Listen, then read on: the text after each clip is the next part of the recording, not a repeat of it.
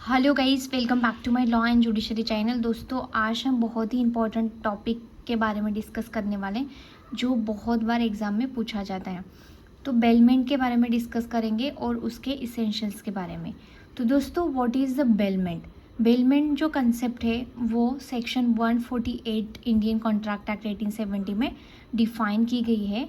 जो वर्ड है वो डिराइव फ्रॉम फ्रेंच वर्ड बेलार से लिया गया है, विच मीन्स टू डिलीवर, कुछ ना कुछ डिलीवर करना है।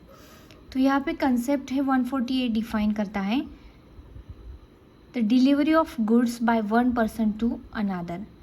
जो डिलीवरी ऑफ गुड्स है वो वन पर्सन से लेके another person for some purpose, for specific purpose, कुछ स्पेसिफिक मतलब कुछ डिफाइन किया हुआ पर्पज़ है। Upon a contract that these goods are to be return when the specific purpose is complete. यहाँ पे एक पर्सन दूसरे पर्सन को कुछ गुड्स डिलीवर करता है। वो कोई किसी पर्पज़ के लिए वो करता है। अगर वो पर्पज़ कंप्लीट हो जाता है तो वो गुड्स को आपको रिटर्न करना होता है। देन अदरवाइज रिटर्न करने के बाद में अगर यहाँ पे otherwise dispose according to the direction of the person delivering them. आपको रिटर्न तो करना है। अगर रिटर्न नहीं कर रहे हैं तो यहाँ पे जिस पर्सन ने आपको गुड्स डिलीवर की हैं उसके डायरेक्शन के अकॉर्डिंग आपको डिस्पर्स करना है वो गुड्स को। That is the concept of bailment 148। Example देख लेते हैं। A delivering his car for service at the service centre is an example of bailment. तो यहाँ पे जो गाड़ी जो कार है यहाँ पे वो कार है गुड, मतलब यहाँ पे जो मूवेबल प्रॉपर्टी कहलाएंगे। तो इसमें कार ले लेते हैं। कार जो है वो सर्विस सेंटर के लिए दी क्योंकि कुछ सर्विसिंग करना है। अगर सर्विसिंग कंप्लीट हो जाता है तो वो कार को जो जिस पर्सन ने डिलीवर, मतलब यहाँ पे ए डिलीवर हिज कार, तो ए को यहाँ पे रिटर्न करनी होगी। नहीं तो ए के अकॉर्डिंग जो भी डायरेक्शन मिलेगा उसकी तरफ जाना है। Then the person delivering the goods is known as a bailee. यहाँ पे दो इम्पॉर्टेंट पार्टीज़ हैं। जो पर्सन गुड्स को डिलीवर करता है उसे बेलार कहते हैं। The person to whom goods are deliver is known as the bailee. और जिसको गुड्स डिलीवर की जाते हैं, जो करता है उसे बेलार कहते हैं। और जिसको किया जाता है, मतलब जो गुड्स उसको to whom goods are deliver is known as the bailee. So bailor and bailee ये दो पार्टीज़ है यहाँ पे। यहाँ पे एक देख लेते हैं एक last word, however if the owner continue to maintain control over the goods are is no bailment.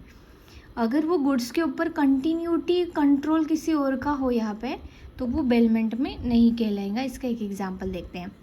If A gives his car to B his neighbour for 10 days but at the same time he keeps one key with himself, and during this period of 10 days he used to take the car.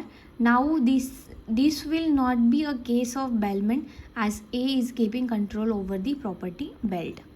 जो property belt की गई है उसके ऊपर पूरा का पूरा control जो है यहाँ पे बेली का है। इसके वजह से ये बेलमेंट का कॉन्ट्रैक्ट नहीं कहला जाएगा।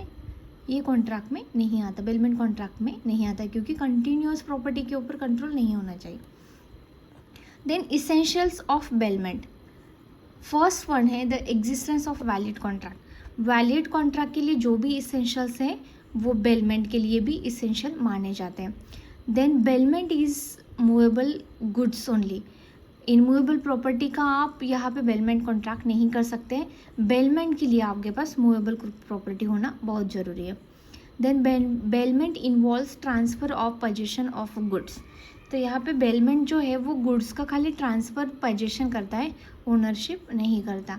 Then temporary delivery of goods. Temporary ही डिलीवरी ऑफ गुड्स होती है, परमानेंट आप उसको नहीं रख सकते।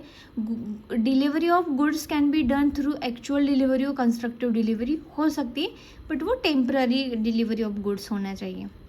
Then the goods must be delivered to the other person.